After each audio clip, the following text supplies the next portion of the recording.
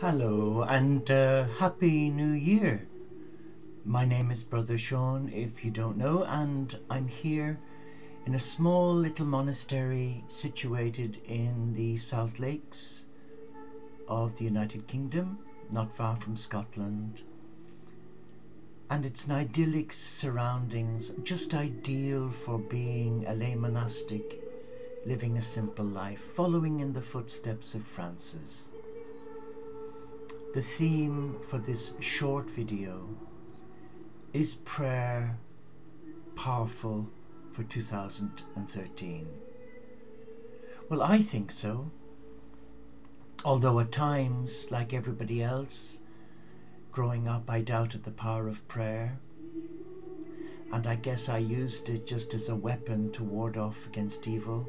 But you know, prayer really is an effective weapon against ego, against negativity, against low self-worth, low self-esteem, even in mental illness.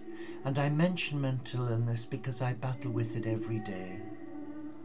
Yes, because about 16 years ago now, when I was prescribed Prozac to help me deal with the death and dying of a very dear friend that I'd known for 28 years, when we were monks together, we trained as nurses together.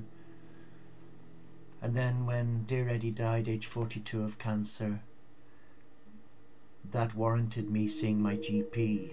As a nurse, I was reluctant to go and see my GP, but I did.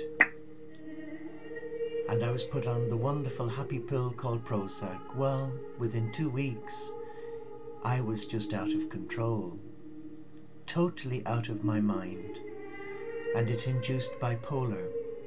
So I've tried to manage it to the best of my ability, but you know what's really helped me? Prayer, meditation, periods of silence. But is prayer really all that effective?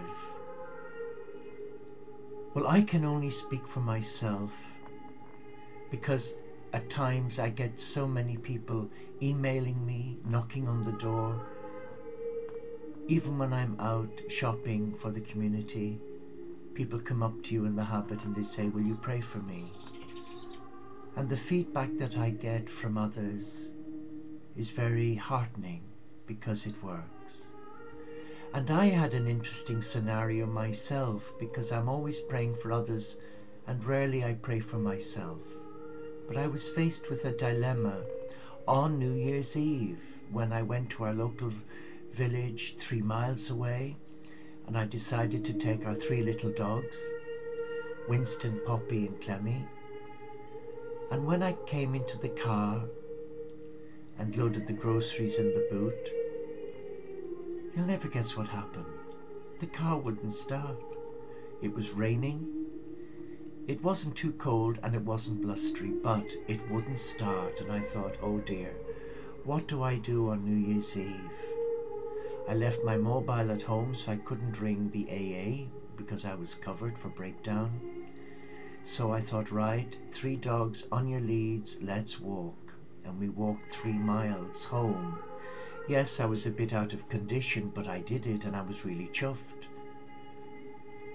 But you know, on my way home, I asked God for a favor. And the favor was, please let Ernie, our car mechanic, be in his garage. Because where we live in this small hamlet, there's a country lane where our car mechanic has his garage. It's not seen by Joe Public, you have to know where you're going. So I came home via the lane because it was easier and more manageable with 3 dogs. Because the high tide meant that I couldn't walk on the small main road, because the seawater was coming over and there wasn't a footpath for me and 3 dogs. And along that lane I noticed 2 workmen, and they had dug a large hole in the center of the road to lay gas pipes and electricity cables, and there was no way I could cross it, not with a walking stick and 3 dogs. So I quietly said, dear God, will you please help me cross this, because there's no way I can get home on the main road. two men were so nice that they put a plank across this gap in the road and they helped me walk across it with my stick, and then they lifted the three dogs one by one. And they didn't have to do it, but they did it. And I felt in my heart that that was prayer answered. So thank you, God. And then further along the lane I could see a light in Ernie's garage, and I knew it couldn't be him because in his Christmas card he said business will resume on the 4th or 5th of January. And this was New Year's Eve. So I just pleaded with God, if it was possible, that Ernie would be there, and you'll never guess what, Ernie was there. So as I came up to the garage through the bracken and the bushes, there he was, and he said, oh, I've just this minute popped in to get something for home, but we're not officially open till the 4th or the 5th. And he said, where's your car? And I said, Ernie, you're not going to believe this saga. I've just walked from Milnthorpe. He said, good Lord, that's a 3-mile walk with 3 dogs and a high tide. I said, yes. He said, look, give me your keys and I'll go and get your car. I'll have a look at it and I'll drop it off on Wednesday the following week. He did all that. He didn't have to. And I had tears in my eyes walking home. I genuinely had tears of gratitude in my heart that my Father, Mother, God had heard my prayer. Because had he not have done, then I would have been in a real mess. But God does answer prayer. And prayer is a powerful weapon. And as my grandmother used to say to me as a little boy growing up in Dublin, the families who pray together stay together. And in the Teo community, as an online community, the members around the world who try and join us each morning at 9 o'clock, again at 5 o'clock in the evening, we have a vigil for peace dedicated to Gaia, Mother Earth at 8 p.m. And again at midnight I do a 30-minute vigil of a reflection for the day and conclude with a meditation from the heart.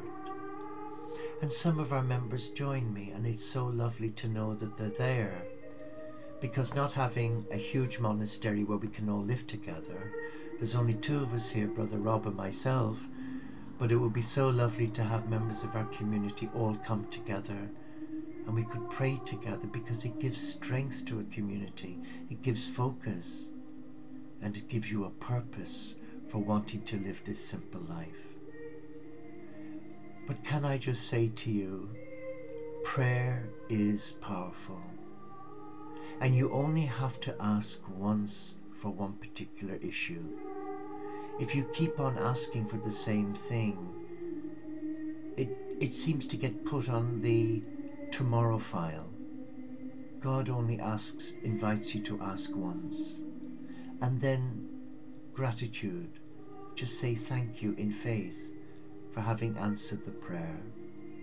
Prayer, I've seen work miracles for some of those who've pleaded for prayer. And if you're not sure how to pray, the best prayer is from the heart. Just say it as it is. If you want to create a sense of ceremony around it, light a candle.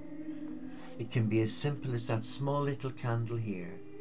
And just close your mind to all the nonsense and the worry, and just say, Father, Mother, God, you made me in love, and I come to you as your child. Will you hear me? And then talk and just say, I've got this problem. List the problem. It could be your partner, it could be your child, it could be a friend, it could be a work-related issue. You may have lost your job, you may have an awkward boss.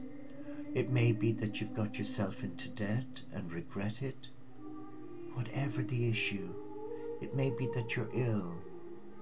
It may be that you've had some diagnosis from tests that's left you feeling utterly shattered.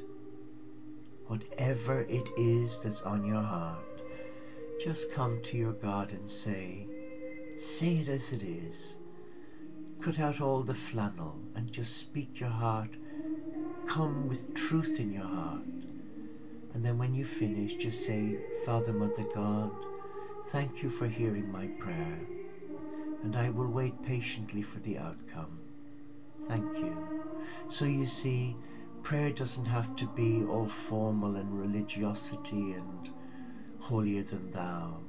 The best prayer is the prayer of the simple heart. Yeah, try it and see. But from the scenario I gave you on New Year's Eve, I was blown away and was singing all day. So just come into your heart, say it as it is, but don't dismiss prayer. It is an effective weapon against the evil one. It's an effective weapon against depression, against sadness. And our God does listen. You may not see God, but God does hear your prayer. And it's about trust. And you don't have to become a born-again Christian. You don't have to change your face. You don't have to do any of those things, but just come as you are. I hope this has helped. Take care, have a blessed new year, and may God reward you.